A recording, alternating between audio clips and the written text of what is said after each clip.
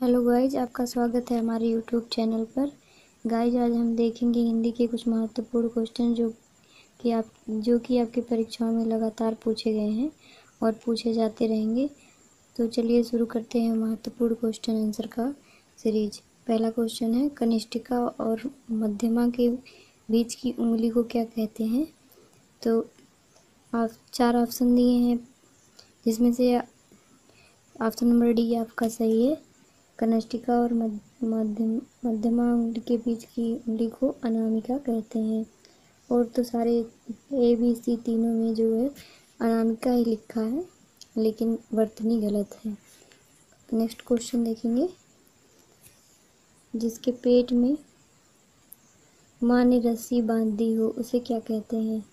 तो इसको कहते हैं, 4 ऑप्शन दिए हैं। पहला है दामाद, बी है दामाद इतर, सी है दाम और डी है दामोदर। तो ऑप्शन नंबर डी आपका सही है। अगला क्वेश्चन देखेंगे,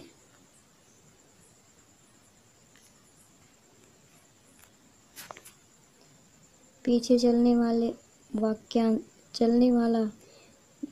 एक वाक्यांश दिया है, इसका एक वर्ड आपको बताना है। पीछे चलने वाले को क्या कहते हैं?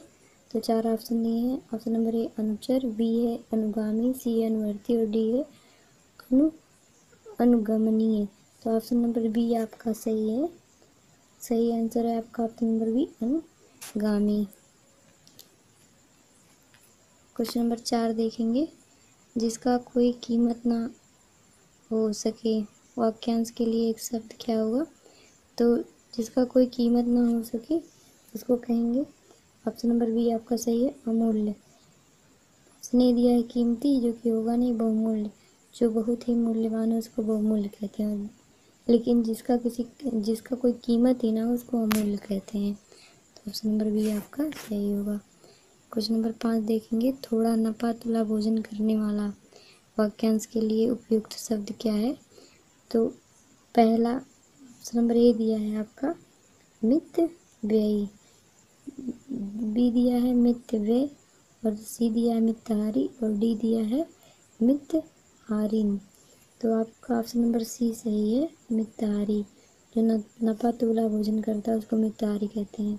और ए है जो मितव्ययी, इसका जो है वाक्य देखेंगे तो जो ज़्यादा खर्च करता हो उसको मितव्ययी कहते हैं। क्वेश्चन नंबर 16 है, गुरु के समीप रहकर अध्ययन करने वाला के लिए एक शब्द क्या होगा? तो इसमें 4 ऑप्शन दिए हैं। पहला है शिष्य, दूसरा है आश्रमवासी और तीसरा ऑप्शन दिया है आपका विद्यार्थी, चौथा दिया है अंतर्वेशी। तो ऑप्शन नंबर डी आपका जो चौथा है ये सही है, अंतर्वेशी कहते हैं गुरु के समीप रहकर अध्ययन करने वाले को। क्वेश्चन नंबर 7 देखेंगे, जिसके हृदय पर आघात हुआ हो वाक्यांश के लिए एक शब्द क्या होगा? तो जिसके हृदय पर आघात हुआ हो उसको ऑप्शन नंबर ए दिया है आपका, ऑप्शन नंबर सी इसका सही होगा। जिसके हृदय पर आघात हुआ हो उसको कहते हैं,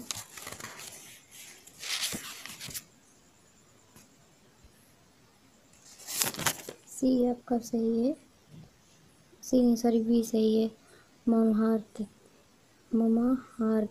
ऑप्शन नंबर बी आपका सही है। क्वेश्चन नंबर 8 देखेंगे, जो अपने पद से हटाया गया हो के लिए उपयुक्त शब्द क्या है? तो 4 ऑप्शन दिए हैं, पदभ्रष्ट और पहला है, दूसरा है पदानुगत, सी है पदानुगत और डी है पदच्युत। तो ऑप्शन नंबर डी आपका सही है, पदच्युत।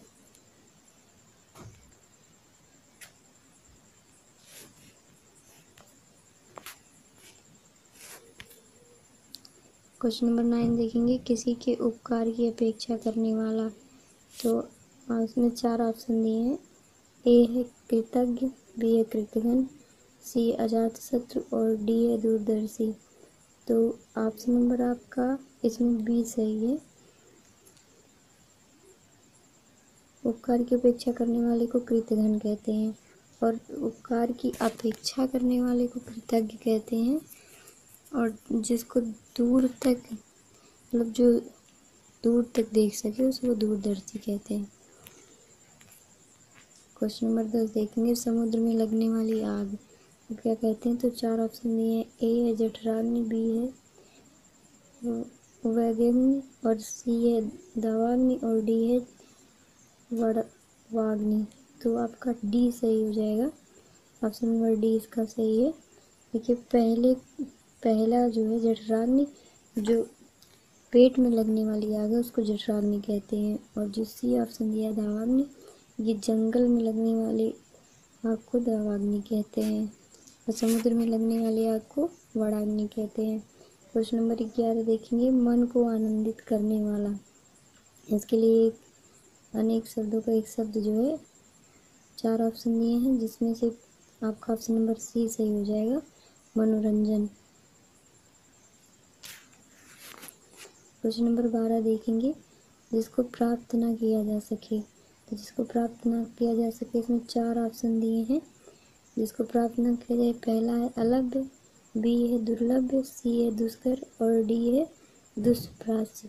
तो ऑप्शन नंबर आपका ए सही हो जाएगा, अलभ्य, जिसको प्राप्त का ना किया जा सके। और जिसे दुर्गमता से प्राप्त किया जाए, मतलब बहुत ही कठिनाई से, उसको दुर्लभ कहते हैं। क्वेश्चन नंबर 13 देखेंगे, इसमें एक वाक्य दिया है, राकेश बहुत मेहनत करने वाला लड़का है। तो जो अंडरलाइन दिया है बहुत मेहनत करने वाला है, इसका एक शब्द लिखना है। तो इसका हो जाएगा ऑप्शन नंबर ए आपका सही हो जाएगा, परिश्रमी। बहुत मेहनत करने वाले को क्या कहते हैं? परिश्रमी। 3 ऑप्शन जो है और गलत है। संघर्षरत नहीं कहा जाएगा, ना ही श्रमवान, ना ही श्रमिक। क्वेश्चन नंबर 14 देखेंगे, किस वाक्यांश के लिए दिए हुए एक शब्द का सही अर्थ सही नहीं है, इसमें से बताना है आपको। तो पहला दिया है, जिस स्त्री को कोई संतान ना हो तो उसको वाच कहते हैं, सही है।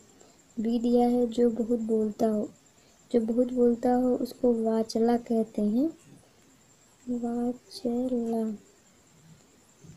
कहते हैं, ना कि मितभाषी। और जो ऑप्शन नंबर सी दिया है, क्रम के अनुसार, तो यथाक्रम हो जाएगा। और डी दिया है, जो स्मरण रखने योग्य हो तो स्मरणीय। तो आपका बी जो है ये गलत दिया है, बाकी सभी सही है।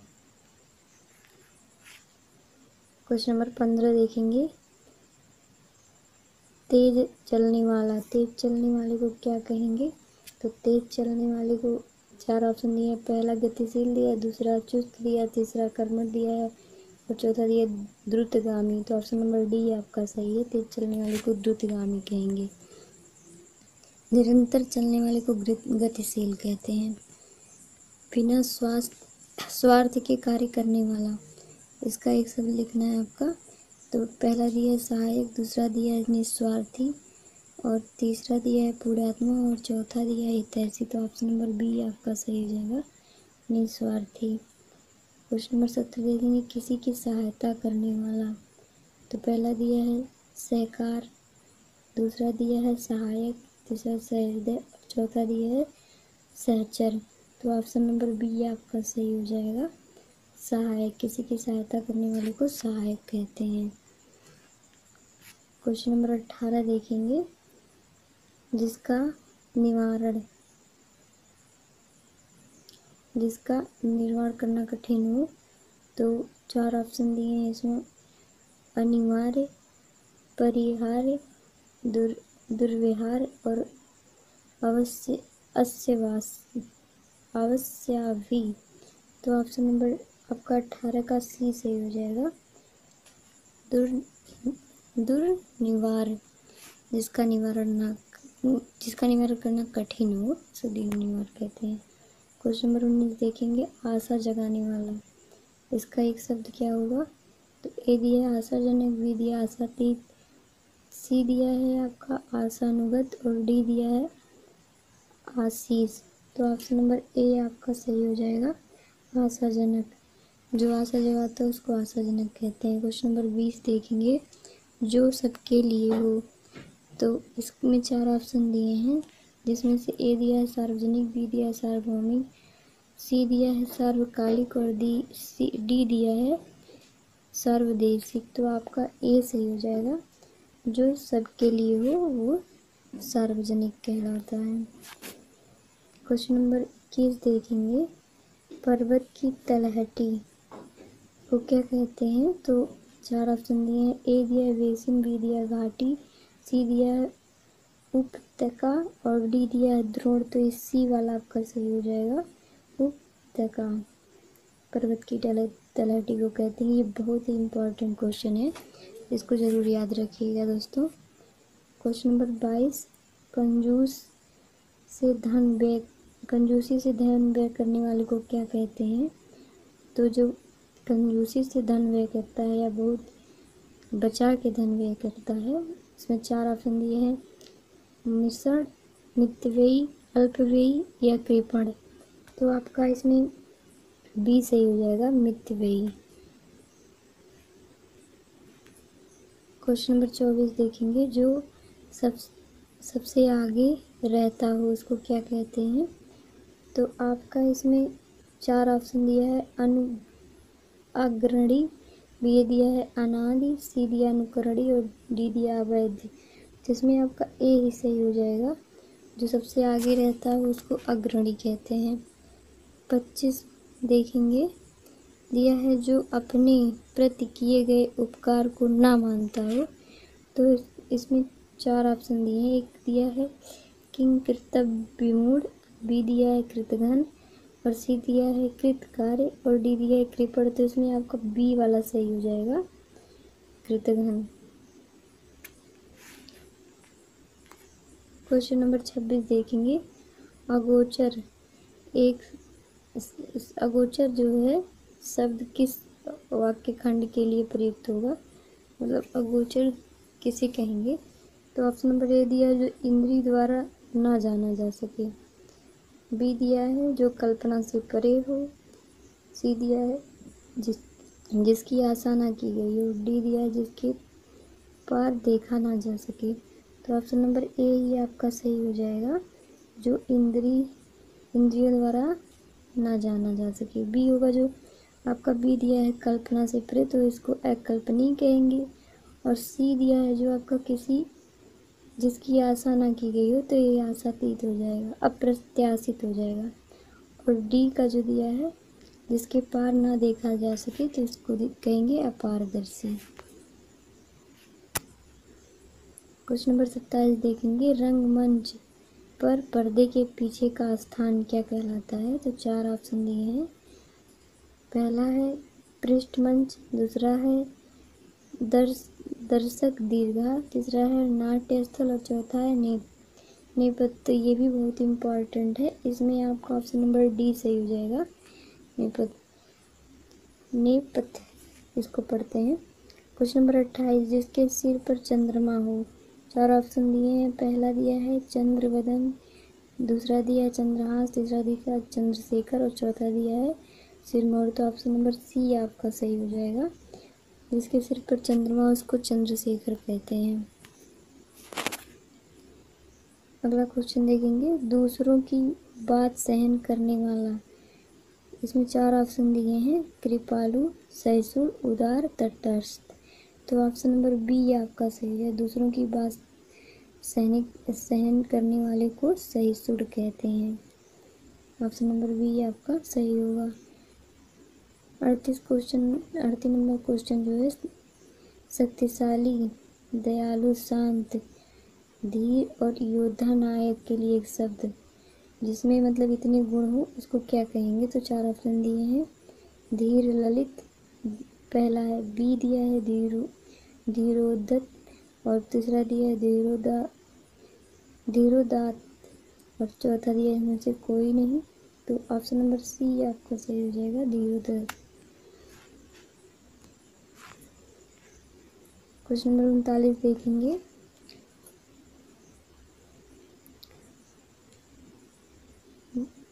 जो प्रमाण से सिद्ध ना हो सके। तो चारों ऑप्शन में से आपका ऑप्शन नंबर बी से सही हो जाएगा, अप्रमेय। अप्रमाणित दिया है पहला, तो जिसको प्रमाणित ना किया जा सके इसका अर्थ होगा। और अपरिमित दिया है जिसको कोई परिभाषा ना दिया जा सके उसको अपरिमित कहते हैं। क्वेश्चन नंबर 40 देखेंगे। वन में लगने वाली आग, वाक्यांश के लिए एक शब्द क्या होगा? तो वन में लगने वाली आग को हम पहले ही बता चुके हैं। ऑप्शन नंबर बी आपका सही हो जाएगा, दावाग्नि कहते हैं इसको। और बड़वाग्नि जो है समुद्र में लगने वाली आग को कहते हैं। जो ये दिया है इसका अर्थ है समुद्र में लगने वाली आग। 41 नंबर देखेंगे क्वेश्चन। वह नायिका जो अपने पति के प्रदेश में होने के कारण दुखी हो। तो 4 ऑप्शन दिए हैं। पहला दिया है प्रोसिपतिका, दूसरा दिया है वियोगिनी, तीसरा दिया है विरहिता और चौथा दिया है खंडिता। तो आपका ऑप्शन नंबर ए सही हो जाएगा, प्रोसिपतिका। क्वेश्चन नंबर 42 देखेंगे। मोक्ष की कामना करने वाला, वाक्यांश के लिए एक शब्द क्या होगा? तो मोक्ष की कामना करने वाले को मुमुक्षु कहते हैं। आप 4 ऑप्शन दिए हैं जिसमें से ऑप्शन नंबर सी आपका सही है, इसको मुमुक्षु कहते हैं। क्वेश्चन नंबर 43 देखेंगे। इंद्रियों को जीत लिया हो जिसने, के लिए एक शब्द क्या होगा? तो जिसने इंद्रियों को जीत लिया है, पहला दिया है इंद्राधिपति, दूसरा दिया है जितेंद्री, दूसरा दिया है जितेंद्री, गलत लिखा है ये आपका, और चौथा दिया है इंद्र। तो आपका ऑप्शन नंबर बी इसमें सही हो जाएगा। क्वेश्चन नंबर 44 है। जिसका उपचार ना हो सके, के लिए एक शब्द क्या होगा? तो जिसका उपचार ना हो सके, 4 ऑप्शन में से ऑप्शन नंबर बी आपका सही होगा। जिसका उपचार ना हो सके उसे असाध्य कहते हैं। क्वेश्चन नंबर 45 देखेंगे। ईश्वर को नहीं मानने वाले को क्या कहते हैं? तो ईश्वर को नहीं मानने वाले को नास्तिक कहते हैं। ऑप्शन नंबर डी आपका सही होगा। आस्तिक जो ईश्वर को मानता है उसको आस्तिक कहते हैं। अधर्मी जो धर्म का कार्य न मतलब धर्म का कार्य न करे उसे अधर्मी कहते हैं। और जो बुरा व्यवहार करे उसे दुराचारी कहते हैं। तो ऑप्शन नंबर डी आपका सही हो जाएगा।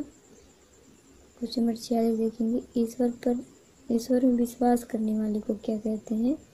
तो चारों ऑप्शन दिए हैं। आसक्ति पहला है, आस्तिक पहला है, नास्तिक दूसरा है, भक्त तीसरा है और चौथा है इनमें से कोई नहीं। तो जो ऑप्शन नंबर ए है आस्तिक, ये होता है ईश्वर में विश्वास रखने वाले को आस्तिक कहते हैं। क्वेश्चन नंबर 47 देखेंगे। पेट की अग्नि को क्या कहते हैं? तो ये आपको पहले भी हम बता चुके हैं इसी वीडियो में। पेट में लगने वाली अग्नि को जठराग्नि कहते हैं और जंगल में लगने वाली अग्नि को दावाग्नि कहते हैं और समुद्र में लगने वाली अग्नि को बड़वाग्नि कहते हैं।